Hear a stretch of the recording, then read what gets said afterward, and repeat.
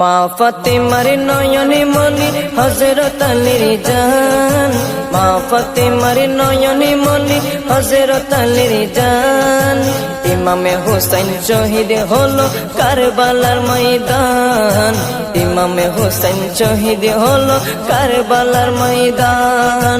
দয়ালে নবীর জবানে কারবালার বয়ানে, দয়ালে নবীর জবানে কারবালার বয়ানে, আওলাদে রাসূল শহীদ হবে হাদিসে প্রমাণ।